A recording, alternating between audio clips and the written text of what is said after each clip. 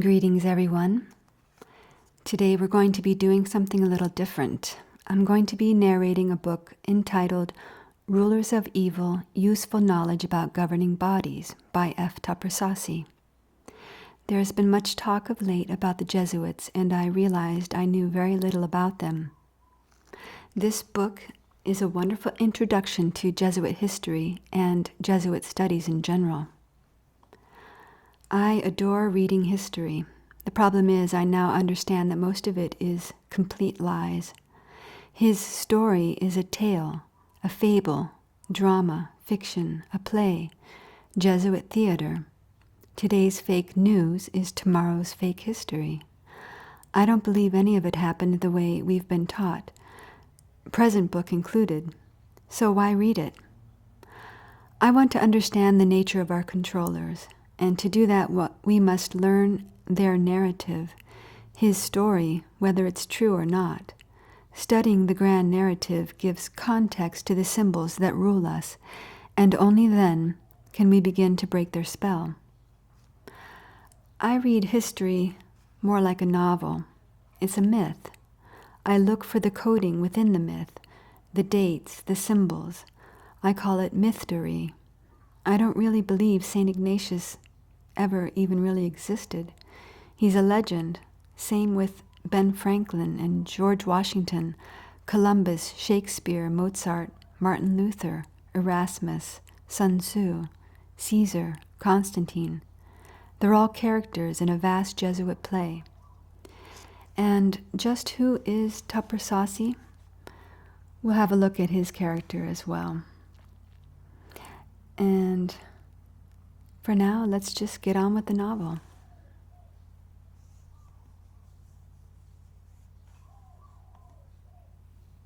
Introduction, Preface. The only people in the world, it seems, who believe in the conspiracy theory of history are those of us who have studied it. While Franklin D. Roosevelt might have exaggerated when he said, "Nothing happens in politics by accident. If it happens, it was planned that way." Carroll Quigley, Bill Clinton's favorite professor at Georgetown University, boldly admitted in his Tragedy and Hope, 1966, that A, the multitudes were already under the control of a small but powerful group bent on world domination, and B, Quigley himself was part of that group. So I thought it was interesting that Carroll Quigley shares the name of the founder of Georgetown University, John Carroll, and even Lewis Carroll.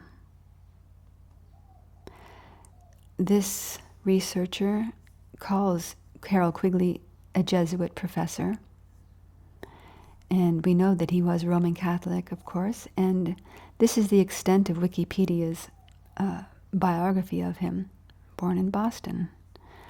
The name Quigley means like a distaff or an untidy person.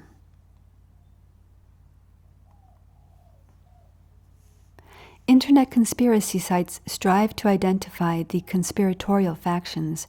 We get pieces here and pieces there. The world is run by Freemasons, some say. Others say Skull and Bones, and a loose confederation of secret societies. CIA gets lots of votes, along with Mossad, though I suspect these factions are mere tools. And, of course, the British. A major front-runner is the International Banking Cartel. When Victor Marsden published the Protocols of the Elders of Zion in 1906, which purported to be a Jewish plan to take over the world, Jewish writers denied responsibility, charging a Catholic plot to defame Jewry. Whose side was Marsden on? You can get so deep into conspiracies that the suspects start canceling each other out. It can become frustrating. I'm happy to report that F. Tupper Saussy has come to our emotional rescue. During his 10 years as a fugitive from the Department of Justice, convicted of a crime that cannot be found in the law books, Saussy occupied himself with an investigation into the powers that be. It was an investigation the likes of which, as far as I know, has never before been undertaken. The fruit of his amazing legwork, The Rulers of Evil, is a powerful book that in less loving hands might have been angry and judgmental. Saussy's thesis. There is indeed a small group that runs the world, but we can't call it a conspiracy because it identifies itself with signs, mottos, and monuments.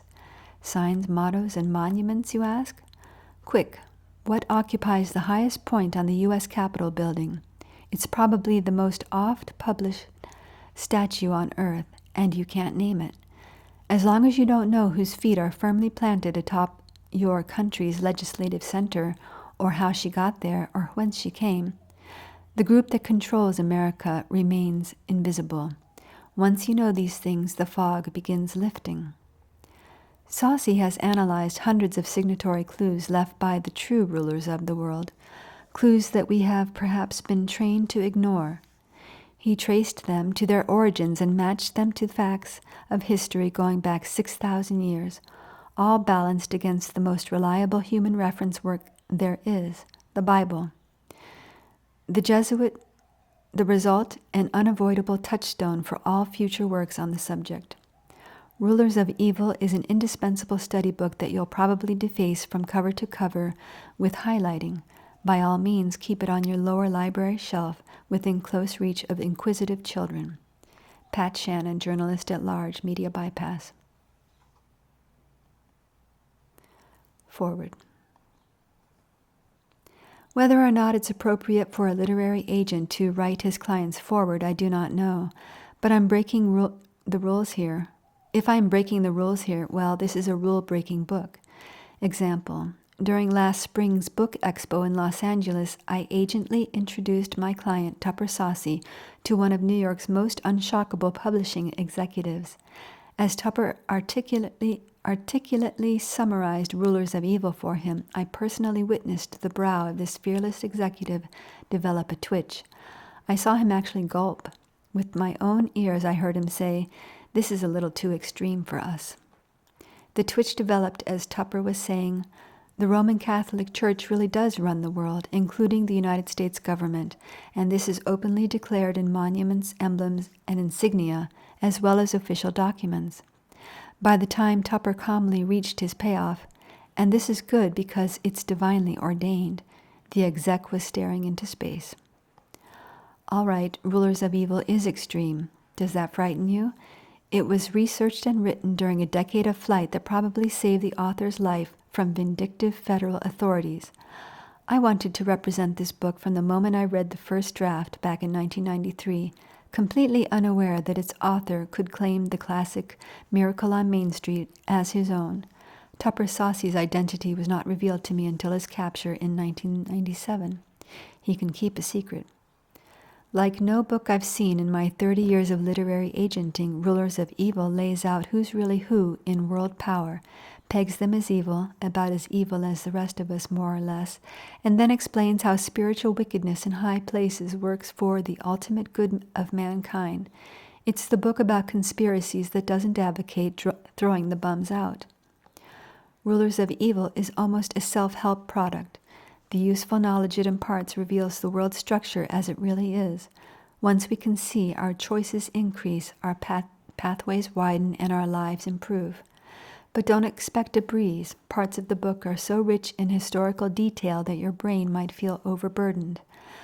When that happens, just flip to a more readable part, or study the pictures. My client doesn't mind being read casually, back to front, front to back, middle out, a few pages at a time.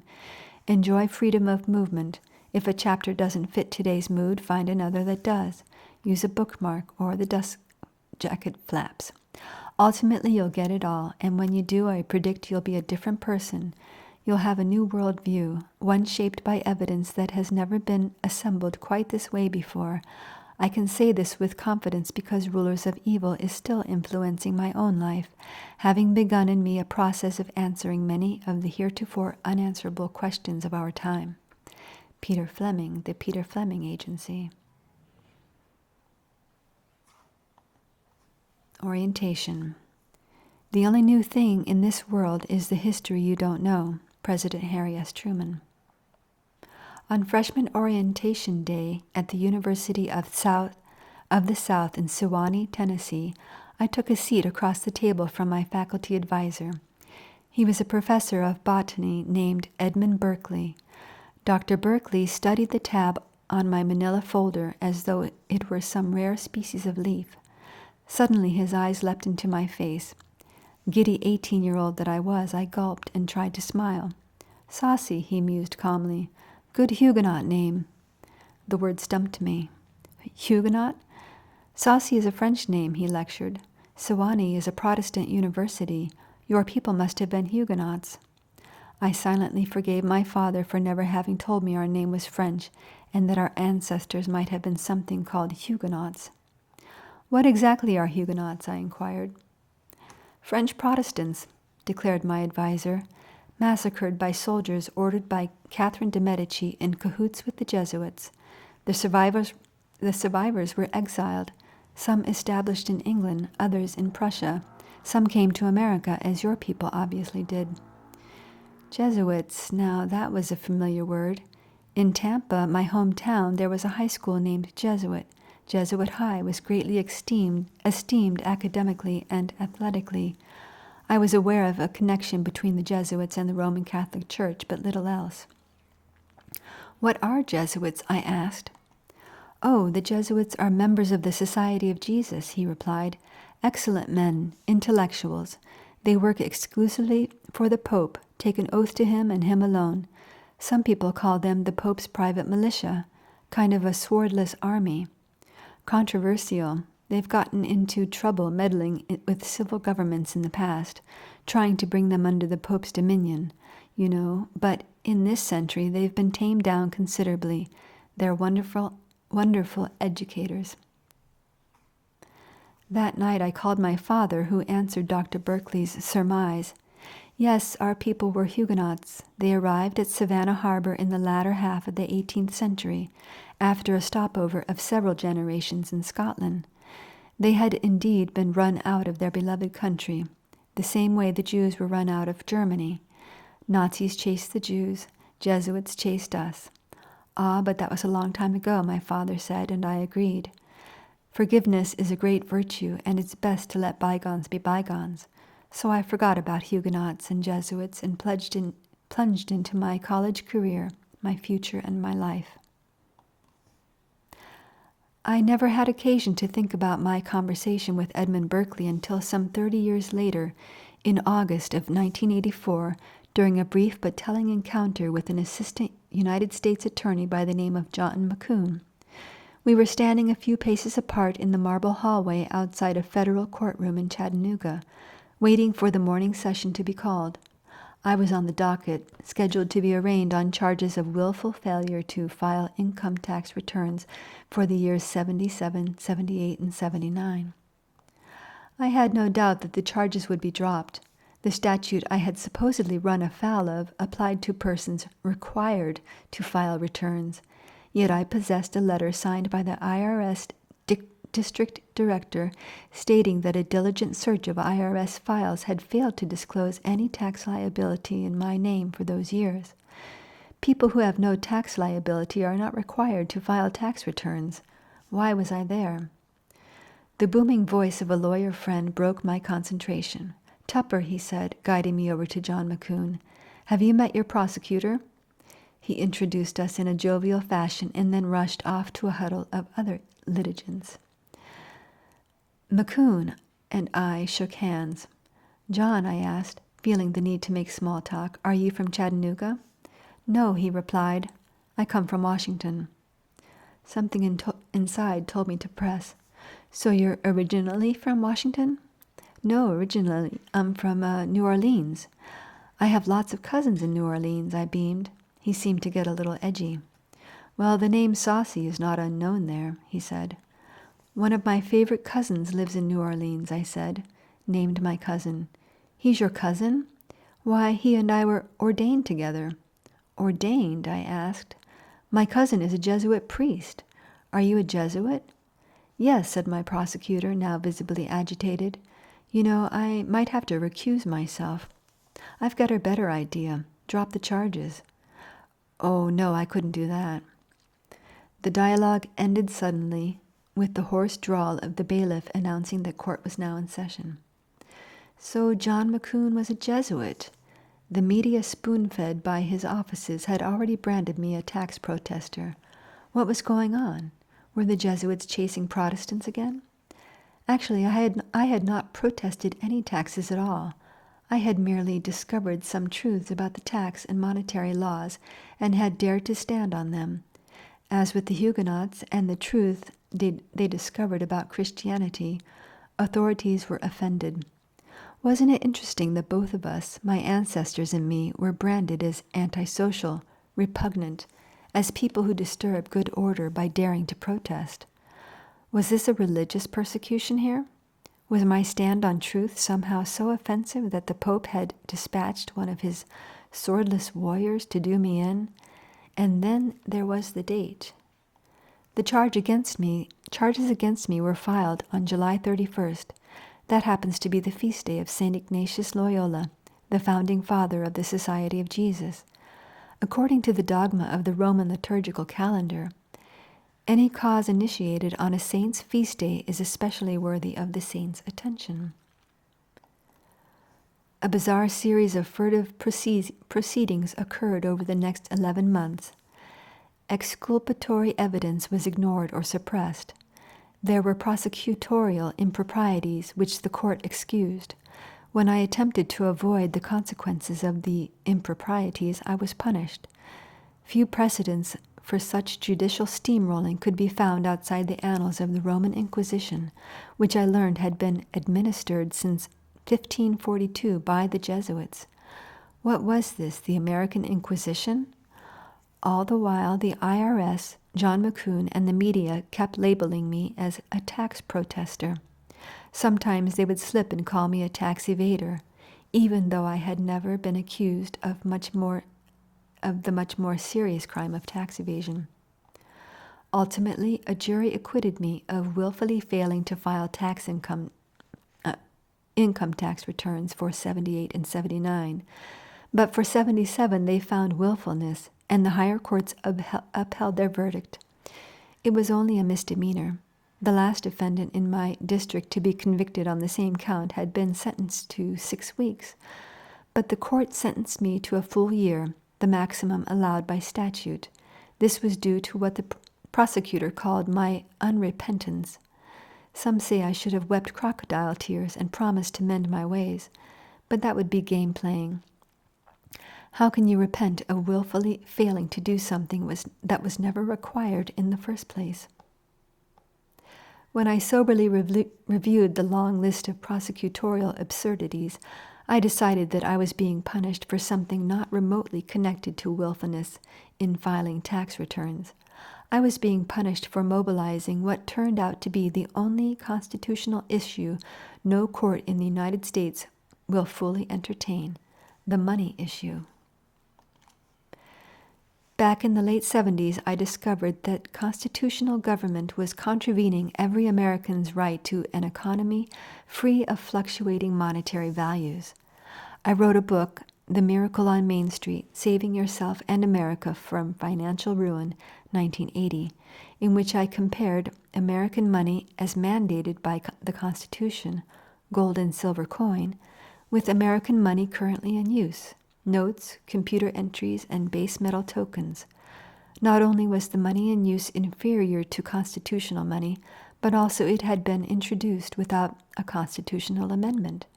Since our values were denominated in units of lawless money, we had become a lawless nation. Quality of life follows quality of money. I urged the people to take the initiative in nudging government officials to restore the kind of monetary system established by the Constitution. The ultimate payoff would be a wholesome society. Main Street activism would have worked a miracle. MOMS caught on very quickly. Activists began asserting economic rights in many creative ways. To assist and document their work, I launched the Main Street Journal, published more or less monthly. The MSJ reported in detail the interesting, sometimes frightening consequences of economic rights activism. By July 1984, my book and my journal had expanded into a growing bibliography of historic and legal materials related to the money issue. I was speaking all over the country and holding well-attended seminars in Tennessee. We had history on our side. The framers of the Constitution had unanimously voted down the kind of monetary system that was destroying modern America, and had unanimously voted for the system we were advocating. We had the law on our side. The Supreme Court had never ruled that America's lawless monetary system was constitutional. What we didn't have on our side was the entity having most to gain from lawless money, the governing bodies. We were deeply offended their appearance. We were deeply offending their appearance of legitimacy. As one Tennessee village lawyer said, in returning Miracle on Main Street to the friend who'd loaned it to him, "This book won't get Saussy killed, but they'll figure out a humane way of shutting him up." There was an interval of 2 years between my trial and the Supreme Court's decision on it. About midway during the interval, I received a postcard from the most famous prisoner in Tennessee, James Earl Ray. Mr. Ray, the self-convicted assassin of Dr. Martin Luther King, wanted me to help him write his autobiography. I interviewed him personally, examined his manuscript, and conducted some research of my own. The evidence persuaded me that Mr. Ray did not deserve to be called, in Life magazine's words, the world's most hated man. He had been tortured into pleading guilty. Far from punishment for murder, his confinement was the government's way of concealing the true assassins, and at the Tennessee taxpayers' expense. I felt that he, like myself, was being maliciously used by governing bodies for the purpose of deceiving the public. I worked closely with Mr. Ray, publishing his autobiography under the title Tennessee Waltz, The Making of a Political Prisoner. I included an epilogue of my own, The Politics of Witchcraft, in which I discussed how Dr. King's murder benefited no one as much as it did the economic powers of government. About a month before Tennessee Waltz would be coming off the press, I was notified that the U.S. Supreme Court had denied my appeal. Then the district judge ordered me to surrender myself to Atlanta Federal Prison Camp on or before April 10, 1987.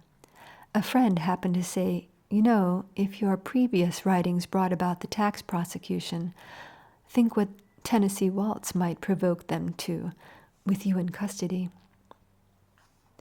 And so, when the moment came for me to pass through the camp gates, something got in the way. I can only call it a spirit, an irresistible spirit. It was the same spirit that had directed me to stand on the truth in my writing and speaking. It was the same spirit that had led me to interrogate John McCune at our first encounter in that marble hallway back in 1984. The same spirit that had moved him to tell me he was a Jesuit. This spirit turned me away from the prison gate and led me into a fugitive lifestyle.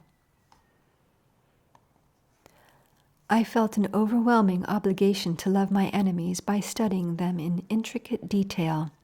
I wanted to know the extent of Jesuit involvement in United States government, presently and historically.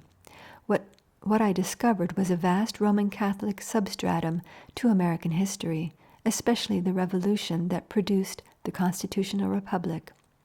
I found that Jesuits played eminent and underappreciated roles in moving the complacent New Englanders to rebel against their mother country.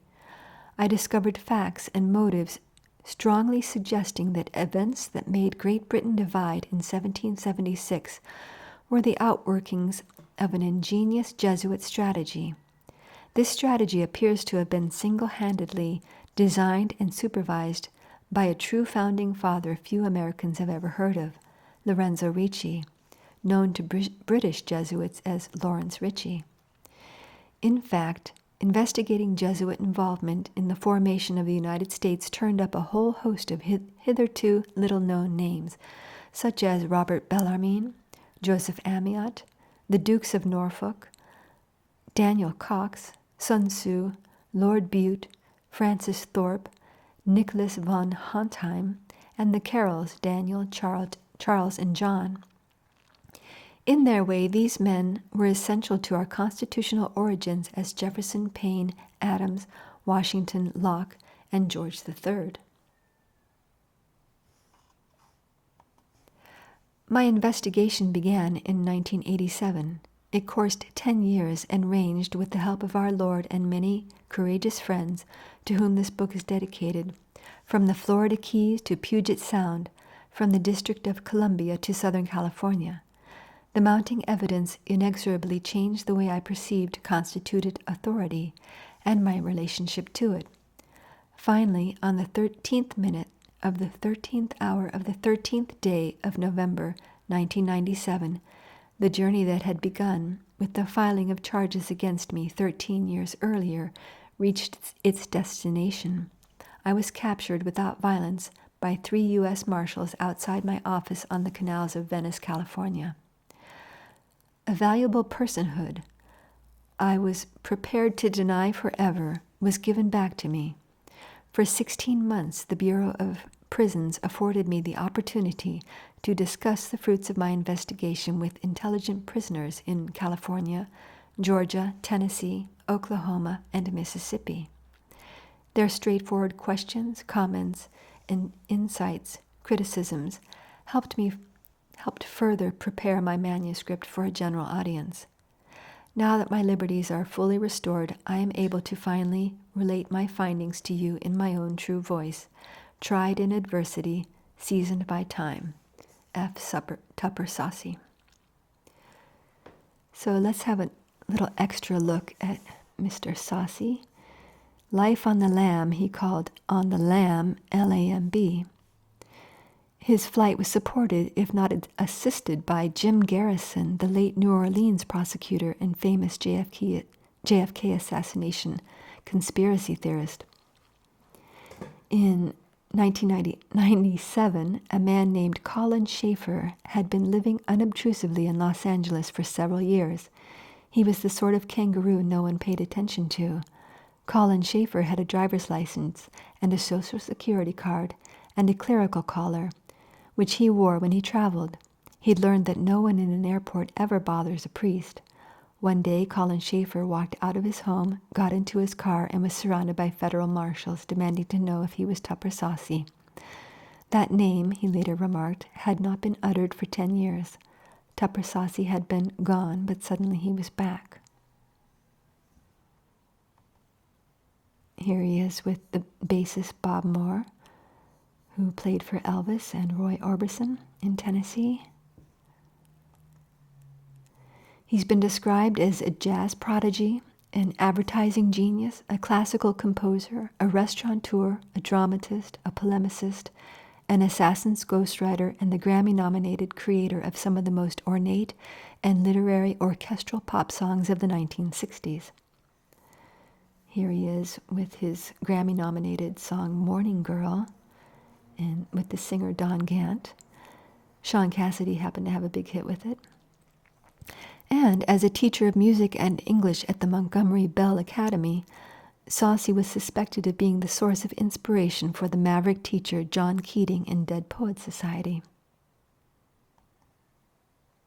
Here are a few of his album covers, which I find interesting. You have the Moth for Metamorphosis and Transformation, The Swinger's Guide to Mary Poppins, The Chocolate Orchid Piano Bar. In 1957, while still in college, he studied with Oscar Peterson and John Lewis at the Lenox School of Jazz, which is a summer school in the Berkshires, Massachusetts, with teachers such as Louis Armstrong, Dizzy Gillespie, John Lewis, Dave Brubeck, Bill Evans, and many others. Here's Dizzy Gillespie, Dave Brubeck, and Ella Fitzgerald. He made a fan of Dave Brubeck at Lenox. When I was introduced to him, Brubeck said, I misunderstood his name to be Cup and Saucer, and that's what he's been to me ever since. Interesting, Cup and Saucer, eh? And then he quit. I think I was afraid if I didn't succeed, I would lose everything because I loved it so much, he said. I became a businessman, taking comfort in the example of Charles Ives. I like the idea that an insurance executive could go on to become a legendary composer. In 1958, Tupper Saussy moved to Nashville, where he taught prep school English and then founded an advertising agency, McDonald and Saussy of Nashville. As partner and creative director of McDonald Saussy Advertising, he created campaigns noted for their surrealism and punning wit. Maybe you really can squeeze blood out of a turnip. Here he is with his family on Belmead Boulevard in Nashville. His son, Hans Saussy. There's his wife, Loyola. He wrote Hurry On Down to Hardee's, a jingle for Mama Cass to sing. And he also wrote the Anita Bryant orange juice jingles. His most famous campaign was for Purity Dairies, featuring a cow and a kangaroo, and the slogan, "Don't pay no attention to kangaroos," his most famous ad. And he wrote songs for Perry Como, among others. Some arranging for Roy Orbison. This was his band back at Sewanee. Here's his son, Hans Saussy, the son of socialite Lola Hans Saussy and Tupper Saussy, a comparative literature professor at Stanford, Yale, and currently at the University of Chicago. Here are some of his books. And interesting, some of them were published by the Jesuit Fordham University Press. Frederick Tupper Saussy III dies at age 70 on March 16th, 2007 at his home in Nashville, Tennessee, of a heart attack.